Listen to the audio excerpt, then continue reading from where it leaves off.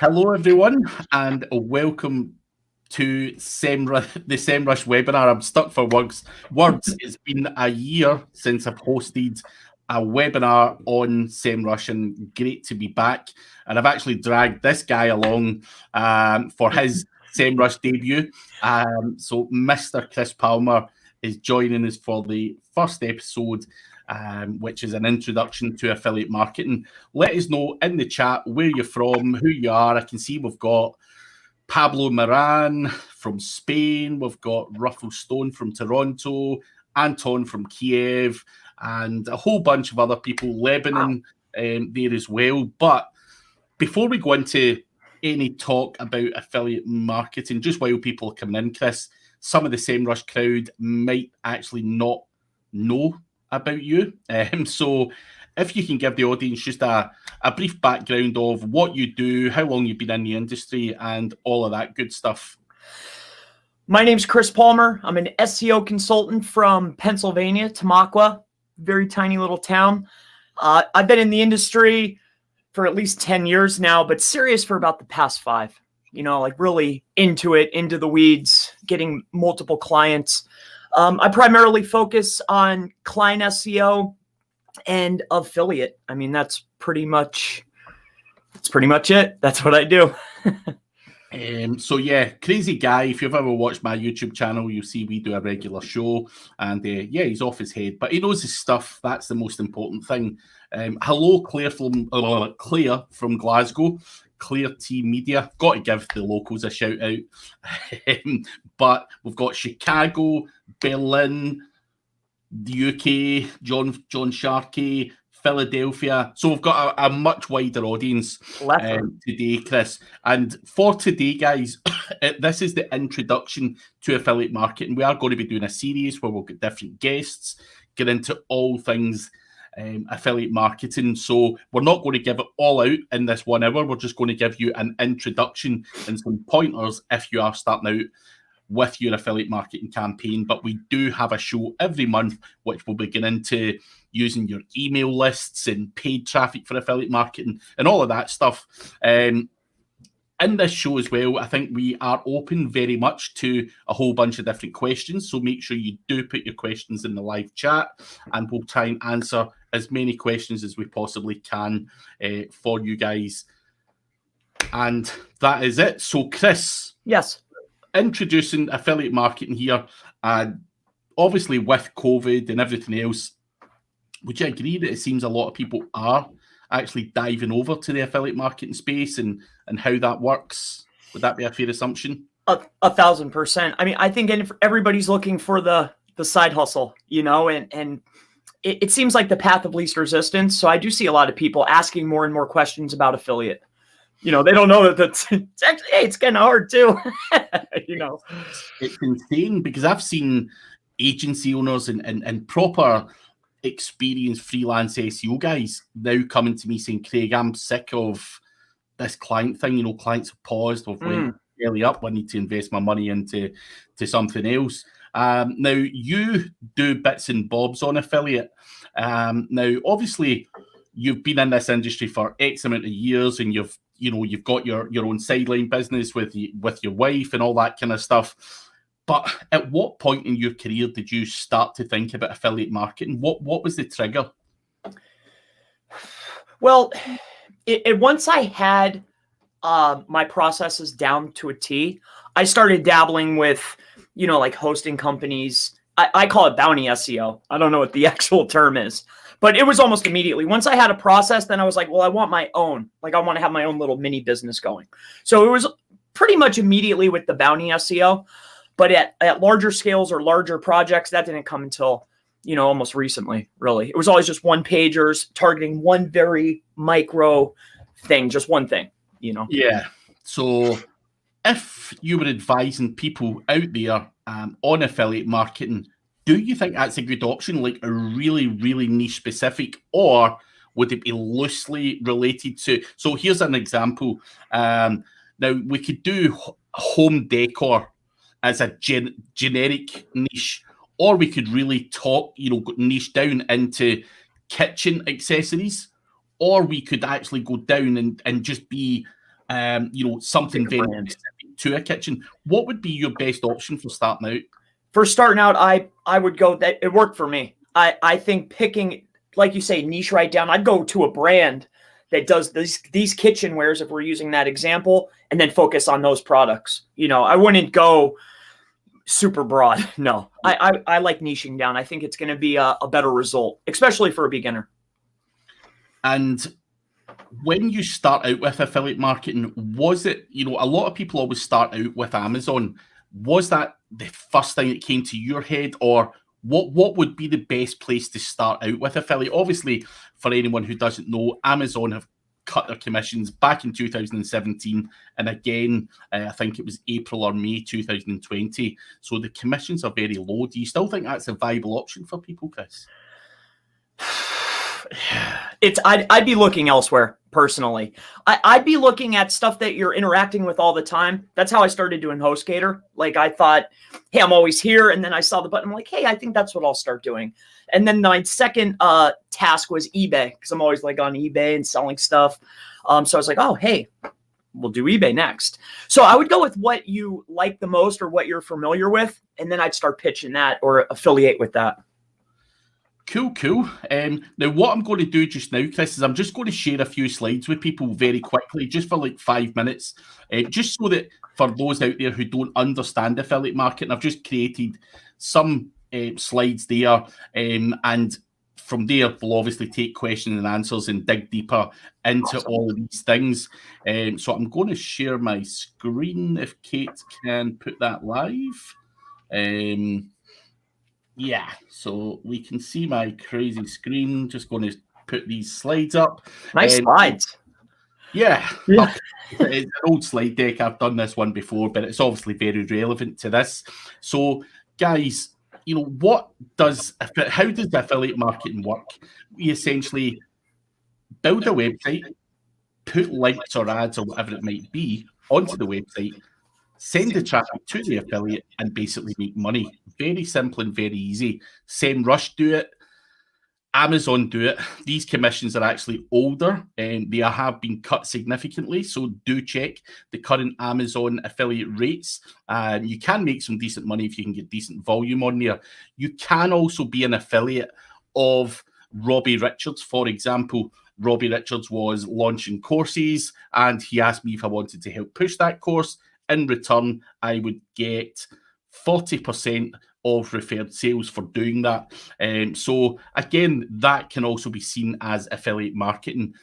You've also got authority, hacker, and all that kind of stuff. But I just want to give you a quick case study of an example that happened to me and something that I can maybe help you guys out with because I made mistakes in this particular project. So I was speaking to a guy, Dan Morgan, Christmas Eve 2018. My wife was 8 months pregnant, and I don't know why I was sitting there. She was obviously all swollen and everything else, and somehow I decided to add more stress to my life and buy my first Amazon affiliate website. Now, I've done affiliate for years, but Amazon was the one, and it was a website called Golf Gear Hub. Looked really good, and I was speaking to the guy. So how much can you buy an affiliate website for is the question. Now, normally they sell for up to 35 times their monthly revenue. This guy was clearly wanting to get some money. So he showed me the earnings. You can see he started at the start of January 2018 and the website grew and then it kind of slipped away towards the end of the year.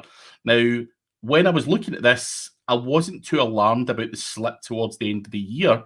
I just thought that was the way things went with a website. However, that was actually seasonality. Towards the end of the year, things do slip in the golf niche. Anyway, I spoke to the guy. He was looking for 20 times the monthly revenue. He wanted £12,500. I eventually got him down to 10 and bought the website. Now, you'll be able to see from this graph here on Semrush, I was able to scale that website up quite significantly. Now, it did fall off a cliff towards the end, and that was obviously with one of the last updates. But you'll be able to see that I was able to turn that website from here right up to there. So it was earning nothing, and I got it up to over 20,000 hits. per month, which was decent in the short period of time that I had the website. Now, how does that transpire into money? Now, with Amazon in particular, in March, they pay you for what you earned in January. So you're always 2 months behind. However, you can see that it went from 300 to 470 to 700 to 800 to 1200 and so on. So there was definite progress and definite scale there. And eventually got it away up to 1300 before I flipped it on. And for a website, for a website like that, this one here is 1,100. That website in the end was earning 1,300. So this particular website sold or was selling in Empire Flippers for £38,000. And that's something I invested £10,000 in. So I was able to scale it up to a point where I was able to flip it on for 3 or 4 times the money. Now, you've got to buy links. You've got to get content. Now, whilst all of this was happening, I was paying for content and I was paying for links. Now, what was actually paying for them? It was actually the money through the website. So regardless of what way you look at it, my only real outlay from my own pocket was that initial 10K. The other stuff, the content and the links, was paid for by the monthly revenue that the website was generating, which I just simply reinvested back into the website. So essentially, I was just ordering content, ordering links. It's about 20 minutes work per month. It's not a huge amount. And I was able to, if I was going to get a 25 times multiple on that website, I would be getting about 37.5 grand. So investing £10,000, sitting on it for 6 months, doing 20 minutes worth of work per month, spending the money the website generates, I was able to make that website scale up in that way. Now, I could have worked harder. I could have done more and actually made that website make a lot more money. The key to the whole process for me was outsourcing and delegating a lot of those tasks out. I don't want to be sitting writing content, and neither does anyone else. And I don't want to be sitting doing outreach either. So it can be seen as an investment, and automate as much as you can where possible. Use virtual assistants. Work smarter, not necessarily harder. We don't want to be busting our backsides all day, every day. Now, obviously, guys like Robert Kiyosaki talk about how schools and colleges and everything else teach you how to work for money, but they don't teach you how to make money work for you. And that's essentially what I'd done with that £10,000. I made that £10,000 turn into £40,000, and I made the money and my expertise make money rather than me grinding out and working hard. Now, can this stuff be done in a massive scale? Yes, it can. Now, a website like Gear Hungry actually had over 1 million hits per month and was able to be scaled up massively with a lot more investment than I was investing in that small case study I just showed you. I've got websites out there that earn considerable amounts of money, which is not a problem. And these can all be flipped on websites like Empire Flippers.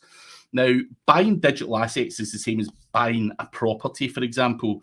Now, you can go and buy a property that's potentially been water damaged or not looked after or whatever, and you can get a decent price for it. The same goes for websites. And what you want to do is try and get involved in websites that do need a bit of, a bit of TLC, and you can add your own processes and systems into that to scale it up and flip it on at a massive profit. It's the exact same thing, except it's a digital asset. Now, I went on to explain some of the things that I made a mistake with in this particular presentation. One of them was I jumped into the e-sig niche, and I decided that particular niche, I wasn't able to use Facebook ads, Google ads. I didn't really like the drop shipper, and I dived two-footed into a niche that I didn't really want to be involved in. I didn't know a lot about it. So make sure if you are going to invest money, do your research, understand the niche in general and all the kind of red tape and everything that might be round about it. Also try and avoid seasonality. Now, with the golf website, one of the biggest mistakes I'd done was because everything was outsourced, so the content, the links and everything else was all outsourced, I have got costs. Now, if I'm writing a page of content, selling a product at $20, and I've got the opportunity to write about a product that sells for $200 or $500, it costs me the same amount of money. So try and go after high ticket items when you're selling products. I stupidly went into the golf niche and the average sale value was £20. So it was not that profitable at all. And it was costing me as much to scale that up as I was actually earning. So try and sell products with a higher ticket value is what my advice would be, and try and avoid any seasonality, because if you're only earning for 8 months of a year, that's not the best thing to be doing. You know, you want to earn for 12 months a year, and there is a lot of different options for you out there, weird and wonderful niches that you can make some decent money on. So that is just a quick I tried to go through that as I could, Chris. And I know people will have lots of questions, but that was awesome. What to do is answer your questions, guys. So make sure that you put your questions there. We do have questions there, which I'll go into in a moment. Yeah, we're here to help you guys and help you understand and give you ideas and everything else. So let's go to the questions. Gail from Northern Ireland. Do you recommend multiple sites or one blog? I'd focus on one first. You know, dedicate your time and your energy to one, and then scale once you have the process, once you have the systems. Because, you know, as Craig was saying, yeah, we're outsourcing, but it takes a while to get those people in place. You know, if those people are your process, it takes a little while to get the right people. You know, hey, here's my content writer, link builder, who's going to manage it, who's going to upload the content, who's going to fix it, who's going to do the schema, right? There's a lot there. That's part of the process. So start with one. Do one. I'll also add to this mix. For many years, I've done affiliate marketing through Semrush and everything else. And I've had other websites, lead gen websites and everything. I had my fingers in all sorts of pies and never done anything successfully. Yeah. It was a bloody mess. So do one and then move on. I do that now. I'm doing this. And you're like, oh, man, I just need to focus. Yeah. Each to their own. If you can manage more than one, then fine. But I'm a scatterbrain at the best of times. So Carmela's asking, do I offer a course on affiliate marketing for business owners? I do, and it's completely free. Just go to Craig Campbell SEO on YouTube, and there's a playlist there just for affiliate marketing and a whole bunch of other stuff on there as well. Completely free, not trying to sell to you. So that is there. Rennie Rodriguez, I don't normally feel like an idiot, but I'm totally not getting the concepts here. I guess I don't understand the affiliate model yet. What would you say to someone who's looking at this going, what the hell are these guys talking about? You must have been like that at one point as well, going... Well, absolutely. Well, and the first course of action is, well, what do you like? Let's say you like wrestling belts. Go and type in wrestling belts and look at the websites. And take a look. Here's Walmart, here's Amazon, here's all the big guys. Look for a normal looking website. See what they're doing. Here's your process. Okay, here's what's working. This is what's working. Here's what's winning. And now you know, okay, I have my home pages like this. I have to build content like this. So if you're just starting out, I think of the idea, search it, and go and see what's currently working. Then you'll have a better understanding of what to do then. It's all content links, really. Yeah. What I'd also say to Rennie is the affiliate, don't get confused by or put off by affiliate. Affiliate just gives you the opportunity for someone else to do it. You could equally sell those wrestling belts and find a drop shipper to do it. It's the same type of thing. You're using your SEO skills to drive traffic and sell someone else's product. And you don't actually have to stock that in your house. There's loads of guys out there who also have their sheds in their back garden rammed full of stock. For me, I think that's a crazy idea when it's just can be quicker, faster, more efficient, less stressful using either a drop shipper or an affiliate, which is a great option. So, and also just to put one simple little seed into your head, Rennie. For example, if I have a page on my website about Semrush, and you look at my guide to Semrush, and you click on the link to sign up to Semrush, I get a commission from Semrush by simply providing you value and content, and I get your money per month, part of your money per month as an affiliate. So hopefully that makes a bit of sense. If not, feel free to ask more questions. Yep. Andrew Braithwaite is asking, what are the key criteria you use to appraise the niches you target? The criteria is, well, the first thing is, who's the competitors? Then the second is can I get a domain that already has some links going to it? The next criteria is, well, is it everything he said in the beginning? Is it seasonal? What's the profit potential? What's my competition? I think that is the criteria. And is there somebody that's trustworthy that I can be an affiliate for? That's another piece. So, yeah, I think the seasonality. So I'm probably a bit like Chris. I dive into things two-footed first. I don't really think about the bigger picture, and that's where I've made those mistakes, and that's why it's really important to do your research, not get caught up in red tape. That e-cig niche that I was involved in at the start, I seen the search volume, so I went into Semrush and put in vaping and e-cigs and all that, and I'm seeing like 90,000 searches per month for it. So I'm going crazy. I'm going, yeah, this is the one. Let's do it. I ran out, got a website, WooCommerce, found a dropshipper, started SEOing the crap out of it. Content links, bang, bang, bang, bang. Then when it came to actually doing the sales, the dropshipper was letting me down. I couldn't do Facebook ads. I couldn't do Google ads.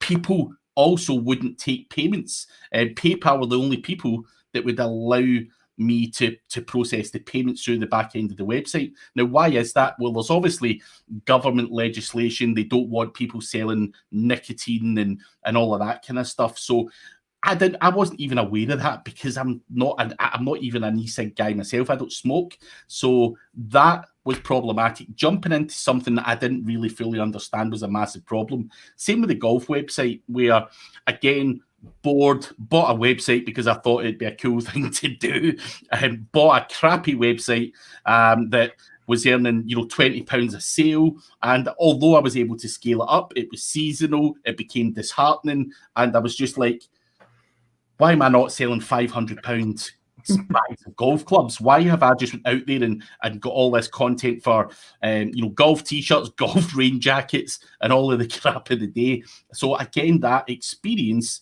it's part of the learning curve, but obviously the part of that is to try and make you guys not avoid it. But all of these things go some way for me to appraise a niche that I want to get involved in. And listen, there's so many niches out there that are just simply not seasonal. And they are high-ticket items. Anything over £100 plus, for me, I would consider a high-ticket item where you can get a decent amount per sale. So, yeah. So Yolanda is asking if we can briefly discuss the process you set up to scale. So, Chris, you're dabbling in the affiliate marketing space, and what are you doing to scale up your side of the business? The biggest piece for me was getting a person that can get the content and who's going to upload it and fix, who's going to do the URL, who's going to literally upload it, who's going to get the images for it. The biggest scalability is having a content writer that's fast and efficient and writes good content, and then having somebody that can put it up. So for scalability, you need at least two people. I've noticed this without any doubt. You need somebody to write the content and somebody to manage the content. Unless you're going to be sitting there doing it all the time. So, I mean, my input to discuss the processes is to make good SOPs, to delegate all of the heavy lifting. And when I say heavy lifting, I mean doing the content and all of that kind of stuff. A lot of content writers out there can actually add the content to your website for you as well for an extra few pence per article. So anything that involves you doing any grunt work, try and delegate that out to a virtual assistant in a country that's got a lower cost of living is what I would do. Do I want to pay someone in the UK to be doing all of my content when they're charging me $2,000 a month for a full-time job? Absolutely not. Get it from a lower cost of living. You can get a lot of scale and a lot of value from that as well. But it really boils down to your instruction, your SOP, and the tools and everything else that you give these people to be able to do the job properly as well. For me, a big failure in affiliate marketing is people who blanket go out and order 100 articles, all 1,000 words each, targeting all of these keywords. Who the hell says that's the right process? It's not. You can use the SEO content template, you can use POP or Surfer SEO, and you can analyze what you actually need. So that research needs to be done before the content's written, and we need to know, is it 800 words? Is it 1,000 words to rank for the best wrestling belts? Or if we look at the top 10 search results using one of these tools, do we need 1,500 words, 2,500 words? No one knows, and you have to do what the other guys in page one are doing if you want to beat them. So I think it all comes down to your processes, and if you're going to just blanket, go out and get content writers and just say 1,000 words for everything, bang, bang, bang, bang, bang, bang, bang, that's where a lot of people make those failures. So you'll get some of them. You'll get some, but and don't overthink it. You have a topic, you go and pull it up in Semrush, you take a look. These have volume, low keyword difficulty. Send it to a writer. I mean, it's really, that's it. That's one thing I think, Chris. Do you not think some people overcomplicate this in their head? They're like, surely it can't just be as easy as doing that. That's it. I mean, that's it. Yeah, it's crazy. It really is. Listen, I'm still pinching myself as well, thinking, is that it? How am I getting away with making money here? So, even my wife, she's like, "You're doing what?" I was like, "I'm having articles written." That's it. She's amazed too. She's quite proud of me. Listen, when I first started out in this game and I started earning a few quid, people thought I was a drug dealer. Genuinely, they're just like, Craig, you're no good. You can't be earning money like doing this stuff. So, it's madness. But George Friend has a question. He says, as someone with zero affiliate marketing experience, what would your advice be to get started? Zero marketing experience? Zero affiliate marketing experience. Well, affiliate, local, if you know the basics, like you know what a homepage is, you know how to structure a site, you know how to do some keyword research, right? And you know what you want to write about, the best, I always tell everybody, go and take a look and see who's doing it well, who's ranking right now for the topic that you want to rank for, and go look at their site. How many pages do they have? What are they writing about? Like, there's your model, there's your structure, move it over and do your own. There's your template. Then the next piece is I put in my main keyword in the Semrush. It's going to give you a list, probably like 20,000 keywords. Just adjust by keyword difficulty that has at least some volume, and just, that's it. I mean, I go right down the list. I mean, that's what I do. I go right down the list. I look at the SERP. I figure out how many keywords it is. I send it to somebody that's going to write optimized content to the SERP. So I just give them the keyword. They write it. They send it to me.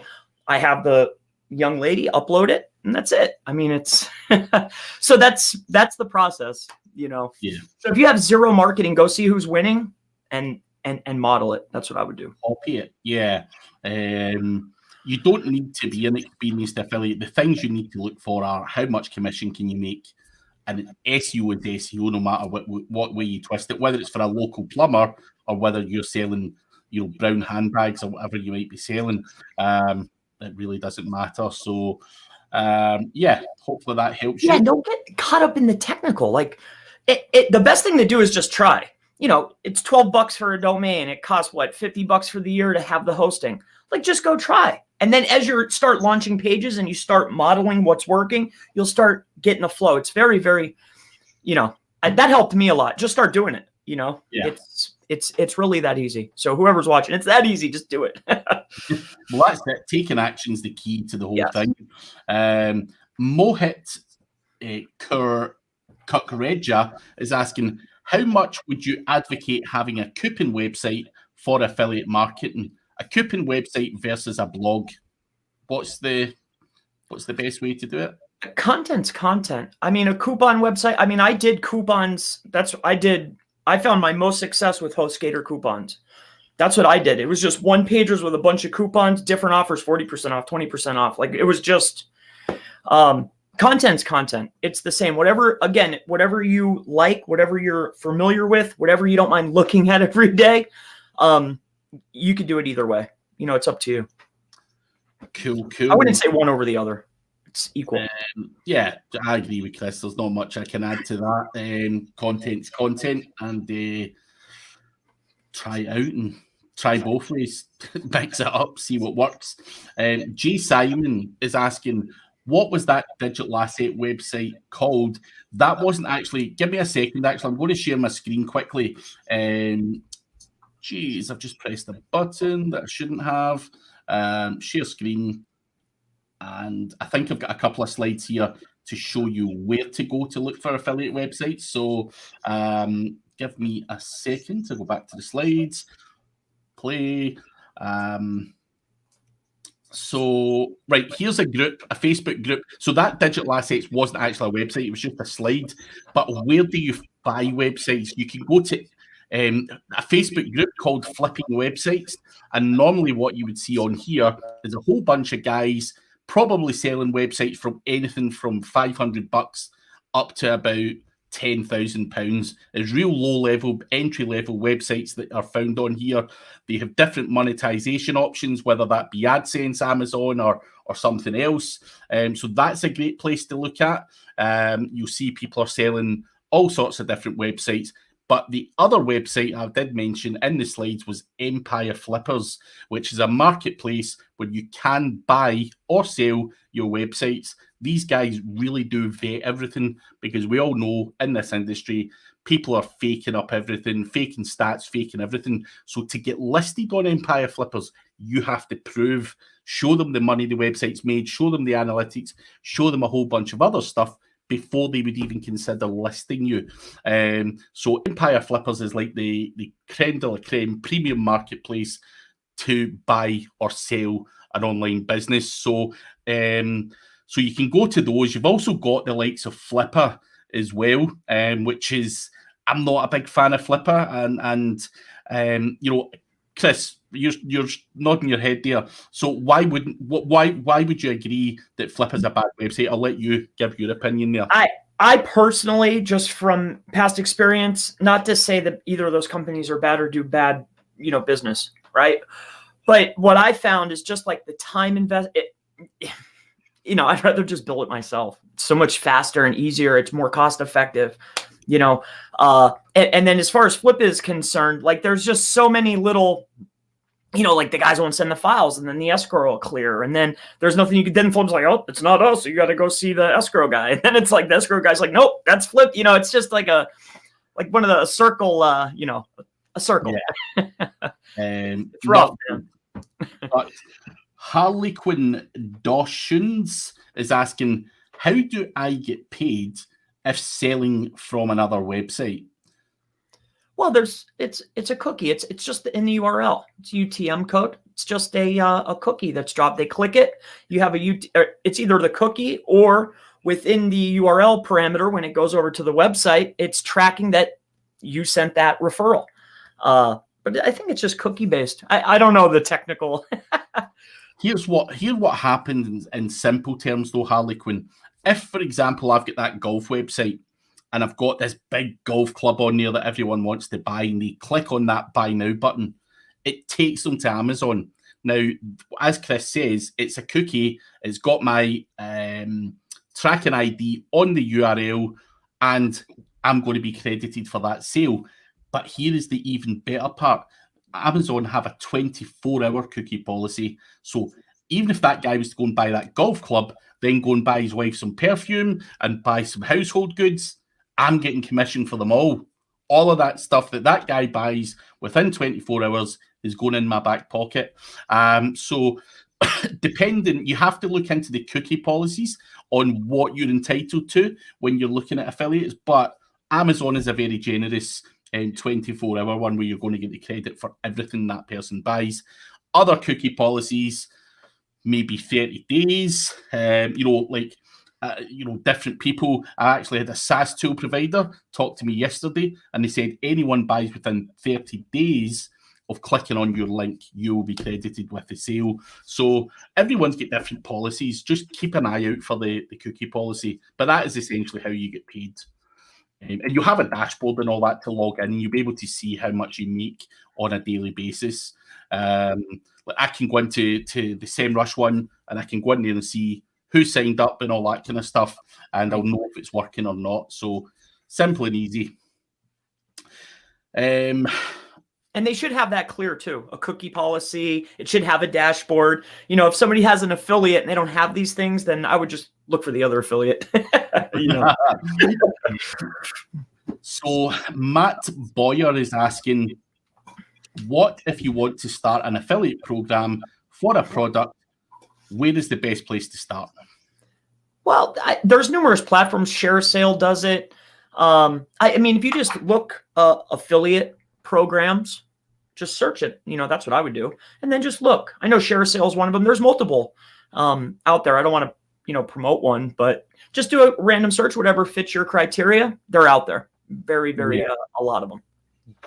There's tons of them. And ShareSale is probably, I'm not going to say it's the most popular, but it's got to be up there. Am I right? It's up there. So, if you're wanting just a off-the-cuff one that works for a lot of people, ShareSale is the one to go to. Chitanya, for affiliated Amazon, no, right, so she's basically asking what's better, Amazon or eBay? Now, I know you're a big eBay lover. Yeah, as far as for me personally, eBay has been a lot more gracious with money. Yeah, I've made a lot more from eBay, but I think they're about equal. They're equal. I like the private affiliate offers that we can go and get. That's what I like. They're a lot higher percentages. So personally, what I would say is eBay have not been known to slash those commissions. The one thing to look out for with Amazon is twice in the last 3 or 4 years, they've cut their commissions. Amazon don't respect their affiliates, in my opinion. Now, basically, when COVID kicked in, April or May last year, Amazon decided to give everyone 14 days notice and say your affiliate commissions are being slashed in half, which is just outrageous in the middle of a pandemic as well. Amazon don't need you as an affiliate. They're that big. They're just that well known. And for that reason, I would say they may not be the best option. Now, again, I had that golf website and I ended up selling it on to someone else. I could have flipped that over to American Golf and got 10% rather than the 6% that Amazon were paying me. So just by changing the money away from Amazon, the website looks the same. I'm just sending the traffic to someone else, and I could actually make more money by flipping away from Amazon. And that's the case a lot of times. But there is a trade-off there, Craig. I'm sure you would agree. The trade-off is the trust that it brings. Like, say you're an affiliate for Walmart or eBay or Amazon. When you send a customer from your website somewhere else and it's an eBay or an Amazon, there's that trust. Like, you're listing the stuff. It's huge brands. They trust it. Or it's going to Joe's Cameras. You see, there's a trade-off. Yeah, there's higher commissions, but some people they're going to be turned off. So you have to find that happy medium.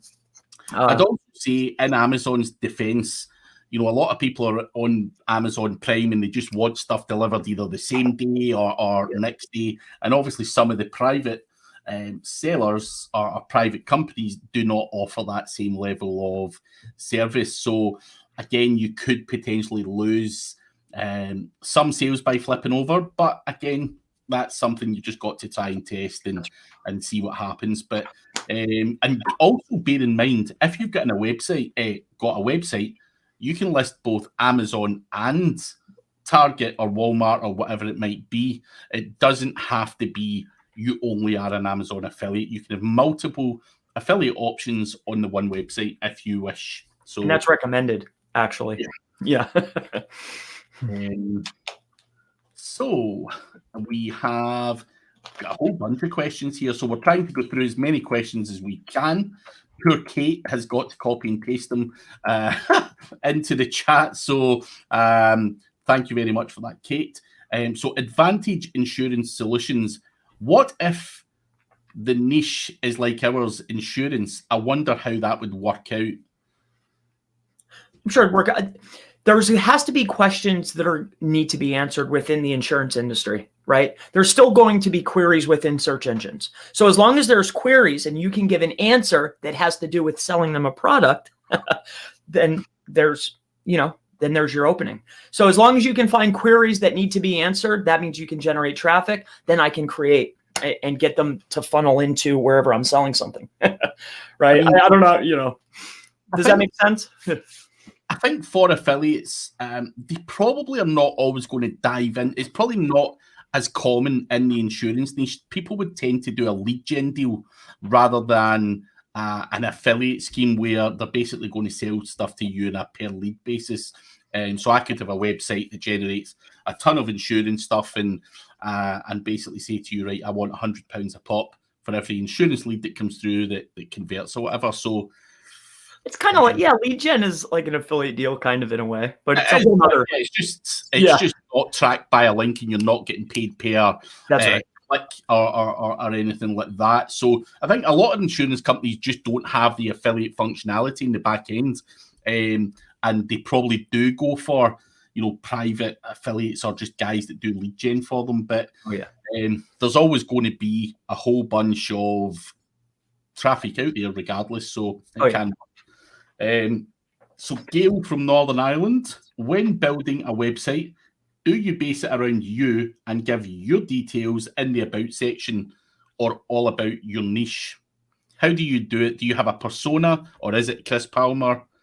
It's usually a brand that's talking about it to build authority, or it's going to be like exactly what you said, in a persona. So this is the writer and they're an expert on this particular niche. It's usually based on either brand or a persona, unless you want to use your name. If your name has credibility of some sort, then maybe, but usually persona. I think a persona is probably going to be the best thing. Imagine I was to put my own name on the golf website, for example, and someone Googles my name and they see Craig's obsessed with SEO and that's all he bloody talks about. Someone's going to see, how the hell does this guy know anything about golf clubs? Right. So that's why potentially a fake persona and building up that is a great option. So unless you're Tiger Woods, then you write a blog and you want to have an affiliate, then you write your own content. That makes sense. If you've got credibility in a niche, even better. But I've got no credibility. Well, going to your site and seeing a Semrush affiliate, that makes sense, right? You know what I mean? Yeah. Yeah. It makes sense. Yeah, but your choice, Gail. Build a brand, build a persona, or I know people that use their sister who doesn't really go on Facebook or anything. They use her face and call her like Mary Poppins or whatever you want. So as long as there's something there for people to buy into, a person, someone to trust. I think that's the point too, and make it fun. Like exactly what you said. Like you get to create a persona, I get to create these pages, I get to create authority. Like that's fun, isn't it? Isn't it fun, or is it just me that thinks it's fun? I think after a while, I've had a lot of fun with personas though, trolling my mates because I make my personas have Facebook accounts and everything. Yeah, absolutely. You can have a lot of fun with it if you're strange like me, and you, of course. Carol Fabry is asking, as a beginner, do you recommend going with an affiliate network or work direct with a merchant? If you have, that's a tough question. If you have at least your processes down as far as like building the site and optimizing the pages, then I would be looking for a direct, somebody that would work with me. Just because once I get my site to flourish and I want to actually get paid for it. Once I actually get in position, I want to start getting paid decently. So I'd be looking for a private, but networks have benefits too. What do you think, Craig? I think it's 50-50 really. Obviously, working with a direct with someone can sometimes be more lucrative because the affiliate networks may be getting a cut or whatever. So it's 50-50. You're going to get more exposure and more opportunities potentially working with an affiliate network. Going direct, you've got to do a bit of the heavy lifting and grunt work and negotiations and all that kind of stuff. And yeah, affiliate networks are probably, for a beginner, probably the best place to start because they've got stuff set up and they've got all the tracking stuff. You go to a normal merchant, you might be getting conned, not having the best deals, crappy cookie policies and all of that stuff. So I think I would probably swing for a beginner towards an affiliate network. And I know that seems bizarre because you can make a lot more money going private, but private, and if you're inexperienced, you can basically be taken to the cleaners by these people. So you know what it's like out there. It's a dog-eating world. And then there's as a flip side of the networks, when you go into a network, then you already know that there's competition, like 1,000%, because everybody's looking at those offers, so that's another piece. I think for a true beginner, though, everything's beginner, a network might be better. Yeah, definitely. Yeah. Well, I agree anyway. Chris Ledesma, does it work to use a subpage on an existing website, or are sales pages on a unique domain the best? Subpages on a unique. Every single page is going to have its own dedicated page or a subfolder, right? So it's your website.com / here's one article / here's my next article / another article. It's going to be on the domain. Am I not understanding this question properly? Is that what you take from it? I'm not sure if he means.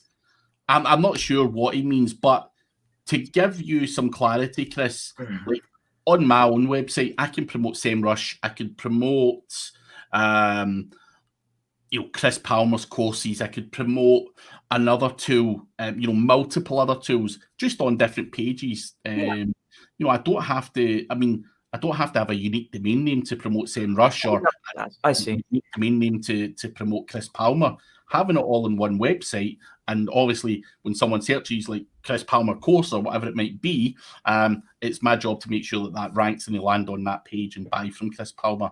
So I hope that helps you. I'm not sure if that's what you meant, but I think you have to consolidate it and make it manageable. Don't try and go out and add loads of mini websites out there. It's not adding value to the internet. They're harder to maintain, and so Distage Radical is asking, can you explain cashback affiliates, or do you have resources you can share for further studying? I don't ever use cashback associates. It's always a percentage, or the bounties where if you get at least 10, then they're $50 a piece. If you get more than 20, then they're 100 a piece. That's usually how it is. It's either a percentage or here's your flat rate for every person you sign up. Yeah. That's what I've always dealt with. I've always dealt with that myself. I've never even heard of a cashback affiliate, if I'm honest. Like if I sell Chris Palmer's course, which I have done in the past, we agree a fee and I get my money. So when he gets the sales at the end of the week, he's going to send me $500 or whatever it might be. Job done. And that's easy. That's so that's the way I like to do affiliate. I'm not sure of all the options out there, but yeah. Mr. Craig Mullins is here. He follows us everywhere. So are you using any certain plugin to make sure those content writers uploading stuff to your website can't go in and download your entire website or change important settings? Editorial access normally works, but yeah, as far as a plugin, I mean, it goes back to the trust and setting up your process. You're working with people. I let her go right into the site. That's what I do. Here's the content. It's on a drive file. She goes in, she uploads it all, takes care of everything. I give her complete access. I don't. So full admin access, you don't restrict that. So she could go in, move plugins around, take a copy. All of that. Well, for me, yes, that's what I do. The person who I work with, yes. Yeah. I think I don't know if that's recommended. That's what I do, though.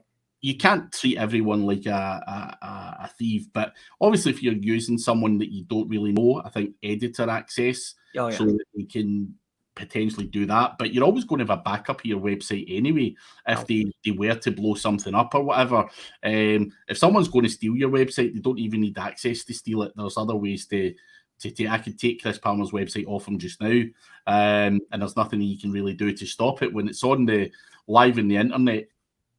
Where there's a will, there's a way. So if someone wants to steal it, if I even have an inkling that they would do anything, I wouldn't even let them. I'd just go on to the next person. You know what I mean? Like doesn't even come into my mind that they would do anything against me. I'll just keep it moving. Here's next person, please.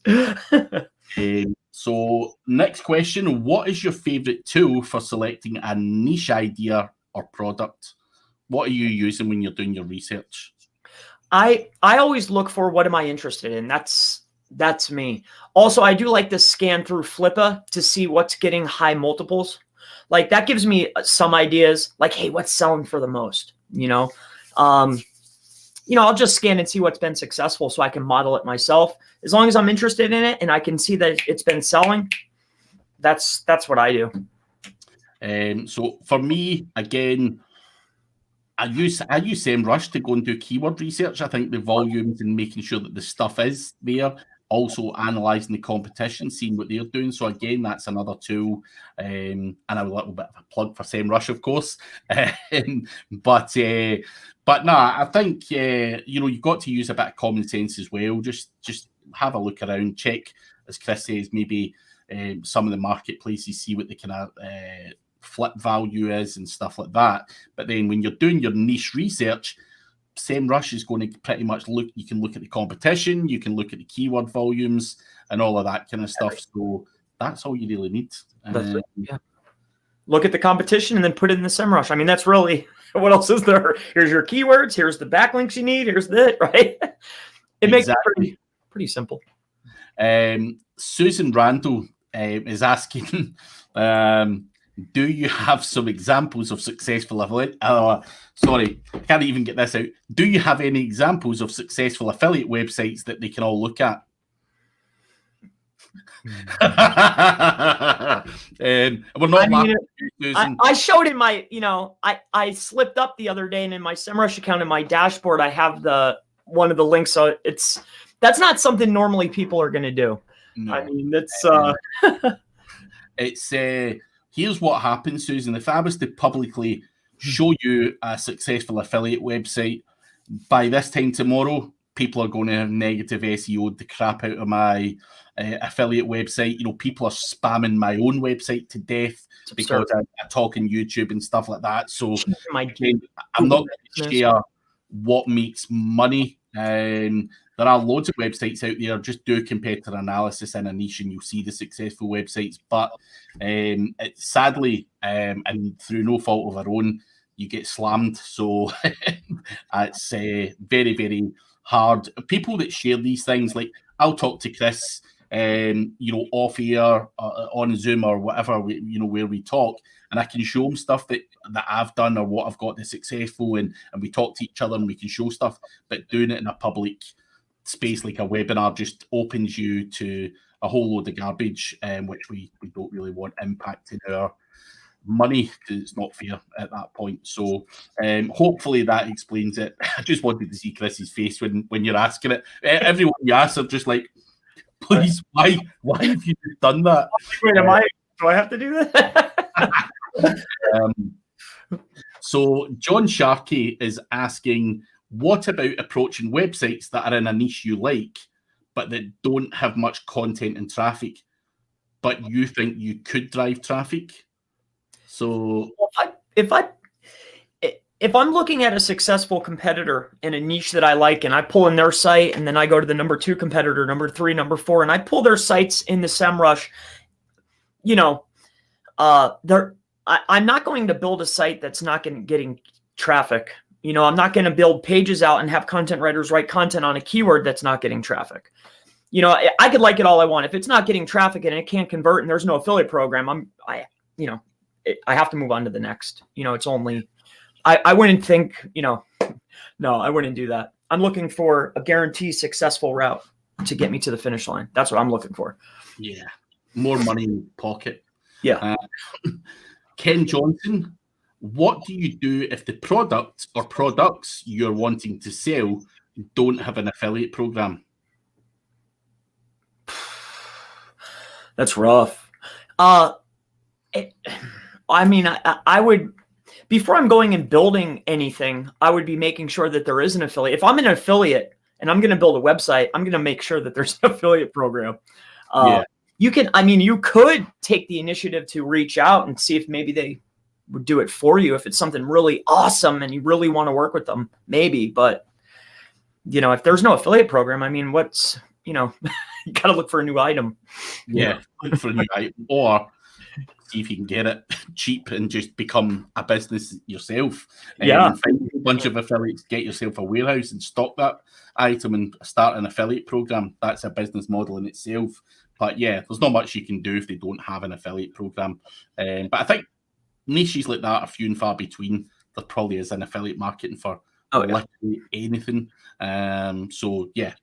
I know lots of businesses actually that thrive, and the main traffic driver is all the affiliates that are doing the work for them. So a lot of companies out there are now clever enough to just make sure that all the affiliates are doing all the donkey work and all the marketing while they sit there and cream in all the profits.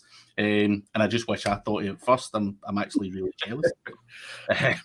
But John Sharkey saying, you mentioned a person to build links. What do you have them do also to make sure they keep it white hat? So just to be clear, John Sharkey, there is no such thing as white hat SEO, in my opinion, or in affiliate marketing. People simply just buy links, and that's all there is to it. People are selling links. There's nothing we can do to change that. People see that as black hat, but you've got these people, either they've got a list full of websites they can get you links on, or they'll do outreach for you. Again, no matter what you do, you're breaking Google's terms of service. So there is no such thing as white hat link building. It's just nonsense. Yeah. You're either literally buying the link, or you have to write content and pay for content with your time, or buy it in order to get a link. It's either one. You're buying it no matter what. It's. And if you want to do white hat SEO, the affiliate space is probably not for you. I don't know any affiliate that's not buying links. If you want to kid on to the local plumber that you're going to do good work and not build links, or Google are going to link to it organically, that's where customers drop off. But when my livelihood and my income is reliant on the money that's made from a website, I need to make sure we do whatever it takes, and that's buying links and everything else. So that's the way I see it anyway. I'm sure you agree, Chris. 1,000,000%. Carol Fabry is asking, we'll try and run through a couple of questions here in the last couple of minutes. Carol Fabry is asking, what tool can I use to track my commission if I work with several merchants within the same niche? Track your commissions. I don't work with several. It's primarily just one, and they have their own dashboard. They'll have their own. They all have their own dashboards, to be honest, Carol. Like if you do Semrush and you've got someone else and someone else and someone else, they've all got their own individual dashboards. You can't plug them all in because Semrush don't want that guy to see this and that. And that's right. Yeah, it's just the way it goes. So Carol's also asking, is it necessary to build an email list to have a successful affiliate business? I think it's mandatory to build an email list. You don't have to, but I feel it's mandatory. Email list is essential for sales. It's a must. Take it and still works really well. Absolutely. Get their text number too. Set up text campaigns. Both. Absolutely. Andrew Braithwaite's asking, if you're building an affiliate site from scratch, what budget would you invest and what rate of return would you expect? It depends on the niche. Is it, putting a precise number on a website or what I would invest really depends upon the niche. And it depends on my budget. So generally, though, if you're going into something, I mean, if I had to put an arbitrary number on it, I'm going to say I can't. $10,000. I don't know. Listen, it's hard to say. It depends on what way you look at it. If you're a rookie and you're inexperienced, you're going to probably invest a few grand at best. Now, here's a story that I've shared publicly, and I think Lisa's actually watching. So Lisa Graves came to me for affiliate training. She wanted out of her agency job. She invested $6,500. No, probably close to 10 because she bought the website and everything. The 6.5 was for training and buying the website. The rest of it was in content. So she invested £10,000, and within 3 or 4 months, she was earning 4K a month. Her website is valued at 120 grand. So you can now. If I'm looking at it from scratch, I would quite happily spend 20 or 30 grand, 40 grand, 50 grand if I knew I was going to get 6 or 7K a month back. And that comes down to experience. So just don't dive in too quick. You get to find your feet and understand niches and then throw money at it. And Carol, we're going to do the last couple. There's 2 questions left. I'll just do them. Sorry if anyone's dinner's going cold. Carol's asking, physical product or digital product? I like digital products. You know, it's faster, it's easier. There's less hands in the pot to mess up. I like digital. Digital is something that I'm very much involved with in terms of my own stuff. And the reason for that is, as Chris says, less people to break it. Stuff doesn't go missing and all of that kind of stuff. It's just easier. And the less people that are involved, the better. So, yeah, that works for me. And the last question we have is from Lightbox Days. For a new business and a new brand that currently has 0 traffic and 0 sales, basically starting from 0, how much would you expect to need to spend to get that brand off the ground? That's again, it's a niche. It's a niche piece. You know, I'm going to spend as much as it takes to get it off the ground. It depends on the niche. It depends on what you're doing. 10K could do it, in a very specific niche. 50K probably wouldn't go amiss.